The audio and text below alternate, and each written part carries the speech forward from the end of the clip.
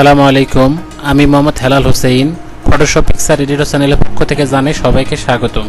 আশা করি সবাই ভালো আছেন। আজকে আমরা দেখব কিভাবে পিসি থেকে ইনস্টাগ্রামে ছবি আপলোড দেওয়া যায়। তাহলে শুরু করা যাক।